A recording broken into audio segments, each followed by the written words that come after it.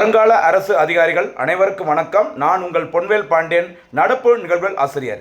இன்றைய தினத்தில் நம்ம பார்க்க போகிறது பிப்ரவரி மாதம் 21ஆம் தேதிக்குரிய தினசரி நடப்பு நிகழ்வுகளின் தொகுப்பு. சரிங்களா? இன்றைய தினத்தில் பார்த்தீங்கன்னா வழக்கு போல தான் டிஎன்பிஎஸ்சியோட போட்டித் தேர்வுகள் மட்டும் இல்லாமல் சரியா எஸ்ஐ எக்ஸாம் இருக்கலாம், பிஎஸ்சி எக்ஸாம் இருக்கலாம், ஆர்ஆர்பி, எஸ்எஸ்சி எந்த எக்ஸாமும் சரி கரண்ட் அஃபேர்ஸ் செய்திகள் ரொம்ப முக்கியமான ஒரு ரோல் வந்து ப்ளே பண்ணுது. அதன் அடிப்படையில் நம்ம நடப்பு செய்திகளை தொகுத்து வழங்கியிருக்கிறோம். ரொம்ப எளிய முறையில் தமிழில் உங்களுக்காக தொகுத்து வழங்கியிருக்கிறேன். நல்லா பார்த்துக்கோங்க. அந்த வீடியோ ஃபுல்லாக பார்த்துட்டு ஒரு நோட்டு போட்டு எழுதிக்கோங்க. போனஸ் கேள்விகள், சூப்பர் சிக்ஸ் கேள்விகளுக்கு மறக்காமல் அந்த கேள்விகளுக்கு பதிலாக கமெண்டில் சொல்லுங்கள். ரொம்ப முக்கியமானது. ஏன் அப்படி சொல்கிறேன் அப்படின்னா, அந்த கேள்விகளுக்கு பதில் சொல்லும்போது தான் உங்களுக்கு மெமரியில் ஸ்டோர் ஆகும், மறக்காது. அதுக்கு தான் சொல்லிட்டு இருக்கேன். சரியாம்மா? ஆரம்பிக்கலாமா? பாருங்கள், ஃபஸ்ட்டு இன்றைய தினத்தில் நம்ம பார்க்க போகிறது உள்ளடக்கம். வழக்கம் போல் அது உள்ளடக்கத்தில் முதல் செய்தி பிப்ரவரி 21 என்னென்ன முக்கிய தினங்கள் அப்படின்னு சொல்லி பார்க்க போகிறோம். அதே மாதிரி தமிழ்நாடு அரசானது கல்வி தொடர்பான சில முக்கியமான திட்டங்களை ஃபஸ்ட்டு பேஜில் அட்வர்டைஸ்மெண்ட் மாதிரி கொடுத்துருந்தாங்க. அதை லைட்டாக சிம்பிளாக பார்க்கலாம். அதுக்கப்புறம் ஃபேக்ஸ் சிலிக்கா அப்படிங்கிற ஒரு கூட்டணி இருக்குது. இது யார் அறிவிச்சாங்க, இதில் இந்தியா இணைஞ்சிருக்குது, என்ன முக்கியத்துவம் அப்படிங்கிற பார்க்க போகிறோம். அதுக்கப்புறம் ஏற்றுமதி ஊக்குவிப்பு இயக்கம் அப்படிங்கிற பேரில் ஒரு திட்டத்தை மத்திய அரசு தொடங்கியிருக்கிறாங்க. இந்தியன் அகாடமி தொடர்பான முக்கியமான செய்தி. சரிங்களா? எல்லாமே பார்ப்போம். அதுக்கப்புறம் நம்ம சூப்பர் சிக்ஸ் கேள்விகளும் நம்ம பார்க்க போகிறோம். சரியாமா? சரி, பாருங்க, பிப்ரவரி 21 என்னென்ன முக்கிய தினங்கள் சொல்லி பார்க்கும்போது ரொம்ப முக்கியமானது பாருங்கள். ஃபர்ஸ்ட் ஒன்று பாருங்கள். ஃபர்ஸ்ட் உலக தாய்மொழி தினம். சரிங்களா? உலக தாய்மொழி தினம் ரொம்ப முக்கியமானதுமா. சரிங்களா? 2000 ஆண்டு முதல் முறையாக உலக தாய்மொழி தினம் கடைபிடிக்கப்பட்டது. அதே மாதிரி பிற முக்கியமான தினங்களை நம்ம பார்க்கலாம். பாருங்க, அதாவது இந்த உலக தாய்மொழி தினம்ங்கிறது யாரால் கடைபிடிக்கப்படுகிறது அப்படின்னா யுனெஸ்கோ அமைப்பினால் கடைபிடிக்கப்படுகிறது. சரி, ஃபர்ஸ்ட் டைம் 2000 மறக்கக்கூடாது. அதே மாதிரி உலக ஆங்கில மொழி தினம். சரியா? வில்லியம் ஷேக்ஸ்பியர் அவர்களுடைய பிறந்த நாள் ஏப்ரல் 23ஆம் தேதி. அன்றைய தினம் உலக ஆங்கில மொழி தினமாக உலகமெங்கும் கடைபிடிக்கப்படுகிறது. அதே மாதிரி உலக ஹிந்தி தினம் அப்படிங்கிறது ஜனவரி 10ஆம் தேதியில். சரியா? ஜனவரி 10 1975 அன்று. சரியா? மகாராஷ்டிரா மாநிலம் நாக்பூரில் முதல் உலக ஹிந்தி மாநாடு நடைபெற்றது. அதை முன்னிட்டு தான் அந்த ஜனவரி 10 உலக ஹிந்தி தினமாக ஐக்கிய நாடுகள் சபையினால் கொண்டாடப்படுகிறது. அதே மாதிரி இந்தியாவில் தேசிய ஹிந்தி தினம். சரியா? தேசிய ஹிந்தி தினம் செப்டம்பர் 14 1949 அன்று தான் ஹிந்தி மொழியானது இந்தியாவோட அலுவல் மொழியாக ஏற்றுக்கொள்ளப்பட்டது. அந்த தினம் செப்டம்பர் 14 இந்தியாவில் நேஷனல் ஹிந்தி டே அப்படி சொல்றாங்க. அதே மாதிரி தமிழ் செம்மொழி தினம் எப்போது கடைபிடிக்கப்படுகிறது? அக்டோபர் 12 2004 இந்தியாவிலே முதல் முறையாக மத்திய அரசானது நம்முடைய தமிழ் மொழிக்கு தான் செம்மொழி அந்தஸ்து, கிளாசிக்கல் லாங்குவேஜ் ஸ்டேட்டஸ் கொடுத்திருந்தாங்க. அந்த அக்டோபர் 12ஆம் தேதியானது தமிழ்நாடு அரசினால் தமிழ் செம்மொழி தினமாக கொண்டாடப்படுகிறது. சரியாமா? அதே மாதிரி தமிழ் செம்மொழி தின விழா ஃபெஸ்டிவல், ஓகேவா, தினம் தான் அக்டோபர் 12.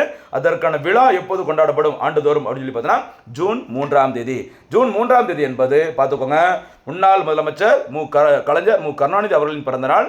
ஜூன் 3ஆம் தேதி தமிழ் செம்மொழி தின விழா கொண்டாடப்படும். ஆனால் தினம் என்னைக்குன்னு கேட்டால் அந்த அக்டோபர் 12 மறக்காதீங்க. சரிங்களா? அப்போ மொழிகள் தொடர்பான முக்கியமான தினங்களை பார்த்துருக்கோம். ரொம்ப முக்கியமானது எப்பவுமே. சரிங்களா?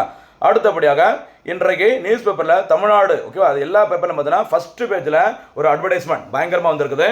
தமிழ்நாடு அரசின் முக்கியமான கல்வி திட்டங்கள். அதில் ரொம்ப முக்கியமானது இல்லம் தேடி கல்வி திட்டம். இந்த கோவிட்-19 டைமில் பார்த்தீங்கன்னா, ஓகேவா, மாணவர்களுக்கு ஏற்பட்ட அந்த லாக்டவுன் டைமில் மாணவர்களுக்கு ஏற்பட்ட கற்றல் இழப்பினை சரி செய்வதற்கு தமிழ்நாடு அரசால் தொடங்கப்பட்ட திட்டம் இல்லம் தேடி கல்வி திட்டம். இதை பற்றி டீட்டெயிலாக டேட்டு, இடம், என்ன நோக்கம், என்ன சாதனை எல்லாமே தினம் ஒரு திட்டத்தில் நம்ம சொல்லிட்டு இருக்கிறோம். தொடர்ந்து வீடியோவை ஃபாலோ பண்ணுங்க. சரிங்களா? அடுத்து புதுமை பெண் திட்டம். 6 முதல் 12ஆம் வகுப்பு வரைக்கும் அரசு மற்றும் அரசு உதவி பெறும் பள்ளியில் படித்த மாணவிகளுக்கு மாதந்தோறும் அவங்களுடைய ஹையர் எஜுகேஷன் படிக்கும்போது மாதந்தோறும் ரூபாய் 1000 நிதி உதவி வழங்கும் திட்டம் புதுமை பெண் திட்டம். அதே மாதிரி மாணவர்களுக்கு ரூபாய் 1000 நிதி உதவி வழங்கும் திட்டம் தமிழ் புதல்வன் திட்டம். சரி, தமிழ் புதல்வன் திட்டம் கோயம்புத்தூர் தொடங்கியிருந்தாங்க. அதே மாதிரி பள்ளி மற்றும் கல்லூரி மாணவர்களின் திறன் மற்றும் மேம்பாடு, ஓகேவா, தொழில் வழிகாட்டுகளை வழங்குவதற்கு தமிழ்நாடு அரசால் தொடங்கப்பட்ட ஒரு முக்கியமான திட்டம் நான் முதல்வன் திட்டம். நான் முதல்வன் திட்டத்துக்குள்ள, ஓகேவா, கல்லூரி கனவு திட்டம், அதே மாதிரி யூபிஎஸ்சி ஸ்காலர்ஷிப் திட்டம், உயர்வுக்கு படி திட்டம், இப்படி நிறைய இருக்குது, ஞாபகம் வச்சுக்கோங்க. சரிங்களா? அதே மாதிரி முதலமைச்சரின் காலை உணவு திட்டம். சரியா? பள்ளி மாணவர்களை வருகையை அதிகரிக்க வேண்டும். அவருடைய காலை சாப்பாடு கிடைக்காம கஷ்டப்படக்கூடாது. அதற்காக முதலமைச்சரின் காலை உணவு திட்டம் மதுரையில் தமிழ்நாடு அரசால் தொடங்கப்பட்டது. இது எல்லாமே டீட்டெயிலாக வீடியோவில் ஒவ்வொரு நாளும் சிறப்பான முறையில் தொகுத்து வழங்கிட்டு இருக்கிறோம். தினம் ஒரு திட்டம் அப்படிங்கிற பேரில். அடுத்து எண்ணும் எழுத்தும் திட்டம். சரி, அந்த கோவிட்-19 லாக்டவுன் போட்டுக்கும்போது பசங்க ஒவ்வொரு ஸ்டாண்டர்ட்லையும் பார்த்தீங்கன்னா தாண்டி போயிருப்பாங்க. ஆனால் அவங்களுக்கு பேசிக்காக எண்ணறிவு, எழுத்தறிவு, எழுத்துக்கூட்டி வாசிக்கிறது, அந்த அடிப்படை கணிதம் இது எல்லாமே தெரியாமல் போச்சுது. அதனால் அவங்களுக்கு அதை சொல்லிக் கொடுக்கறது தான் இந்த எண்ணும் எழுத்தும் திட்டம் தமிழ்நாடு அரசால் தொடங்கப்பட்டது. இது எல்லாமே தமிழ்நாடு அரசால் தொடங்கப்பட்ட முக்கியமான கல்வி திட்டங்கள், மறக்காதீங்க மக்களே. சரிங்களா? அடுத்தபடியாக ரொம்ப முக்கியமான ஒரு சர்வதேச செய்தி, இந்தியாவுடன் தொடர்புடையது தான். சர்வதேச செய்தியை படித்தா போதும். டிஎன்பிஎஸ்ஸை பொறுத்த வரைக்கும் இந்த ஃபேக்ஸ் சிலிக்கா ஸ்பெல்லிங் பார்த்துக்கோங்க, PAX ஃபேக்ஸ் சிலிக்கா. அது வந்துட்டு அமெரிக்காவின் தலைமையில் உருவாக்கப்பட்டுள்ள ஒரு மாபெரும் கூட்டணி. இது எதுக்குன்னு சொல்லி பாருங்க. அரிய வகை கனிமங்கள், சரி, அரிய வகை கனிமங்கள், செயற்கை நுண்ணறிவு AI ஆர்டிஃபிஷியல் இன்டெலிஜென்ஸ் தொழில்நுட்பம் உள்ளிட்டவற்றில் தங்கு தடையற்ற விநியோகத்தை கட்டமைக்கும் நோக்கில் யார் உருவாக்கியிருக்கிறா? அமெரிக்கா உருவாக்கியிருக்கிறாங்க இந்த கூட்டணியில். ஓகே, இந்த கூட்டணி உருவாக்கப்பட்டது டிசம்பர் 2025. சரிங்களா? இந்த ஃபேக்ஸ் சிலிக்கா கூட்டணி அமெரிக்கா உருவாக்கியிருக்கிறாங்க. டிசம்பர் 2025 உருவாக்குனாங்க. இதில் ஓகேவா, ஏற்கனவே Australia, Greece, Israel, Japan, Qatar, கொரிய குடியரசு, சிங்கப்பூர் உள்ளிட்ட UAE, பிரிட்டன் உள்ளிட்ட நாடுகள் அதிகாரப்பூர்வ உறுப்பினர்களாக இருக்கிறாங்க. இந்த ஃபேக்ஸ் சிலிக்கா அந்த கூட்டணியில் சமீபத்தில் இந்தியா இணைஞ்சிருக்கிறாங்க. சரியா? எப்போன்னு சொல்லி பாருங்க. டெல்லியில் 2025 ஆண்டிற்கான அந்த AI தாக்க உச்சி மாநாடு நடைபெற்றது. எங்க? டெல்லி பாரத் மண்டபத்தில். சரி, அந்த ஆர்டிஃபிஷியல் இன்டெலிஜென்ஸ் தொடர்பான அந்த இம்பாக்ட் சரிங்களா உலகம் முழுமைக்கும் எப்படி இருக்குது, அதான் இந்த மாநாட்டோட முக்கியமான ஒரு நோக்கமாக இருந்தது. அதை கண்டுபிடிக்கிறதுக்கு இந்த மாநாடு டெல்லி நடைபெற்ற டைமில் தான் இந்த ஃபேக்ஸ் சிலிக்கா கூட்டணியில் இந்தியா இணைஞ்சிருக்கும் அப்படிமா சொல்லிக்கிறாங்க.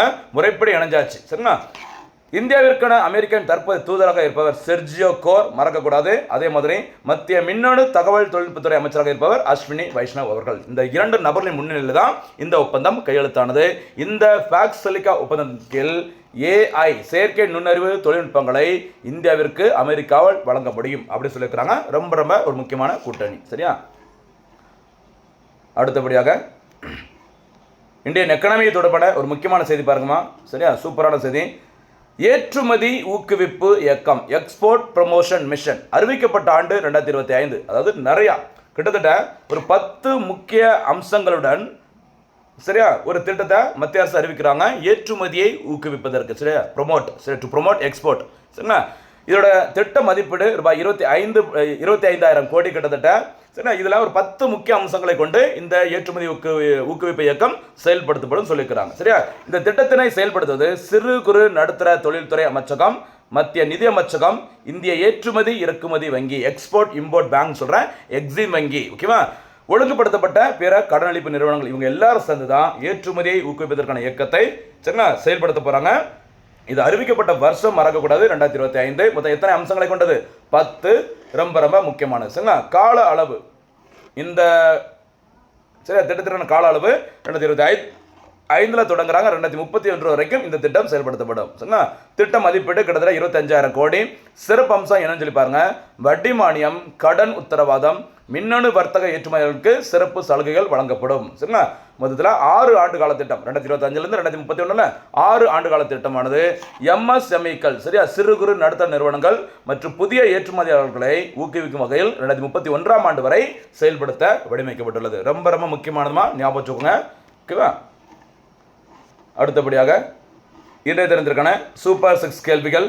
முதல் சூப்பர் 6 கேள்வி, உலக தாய்மொழி தினம் எப்போது கொண்டாடப்படுகிறது? இரண்டாவது சூப்பர் 6 கேள்வி, தமிழ் செம்மொழி தினம் எப்போது கொண்டாடப்படுகிறது? மூன்றாவது சூப்பர் 6 கேள்வி, மத்திய செம்மொழி தமிழாய்வு நிறுவனம் எங்கு அமைந்துள்ளது? இதிலிருந்து போன குரூப் 4ல கேட்ட கேள்வி மறக்காதீங்க. நான்காவது சூப்பர் 6 கேள்வி, புதுமை பெண் திட்டம் எப்போது தொடங்கப்பட்டது? ஐந்தாவது சூப்பர் 6 கேள்வி, முதலமைச்சரின் காலை உணவு திட்டம் எப்போது தொடங்கப்பட்டது? ஆறாவது சூப்பர் 6 கேள்வி, நான் முதல்வன் திட்டம் எப்போது தொடங்கப்பட்டது? திட்டங்களுக்கு எப்பவுமே முக்கியத்துவம் கொடுங்க மக்களே, மறந்துடாதீங்க. கரண்ட் அஃபேர்ஸ் படிக்கணும், அதே சமயத்தில் அந்த ஸ்கீம்ஸுக்கு நல்லா ஃபோக்கஸ் பண்ணுங்கள், ஈஸியாக ஸ்கோர் பண்ணலாம். உங்களுக்கான அரசு பணியை நீங்களே உறுதி செஞ்சுக்கலாம். சரிங்களா? மீண்டும் சந்திக்கலாம். நன்றி, வணக்கம்.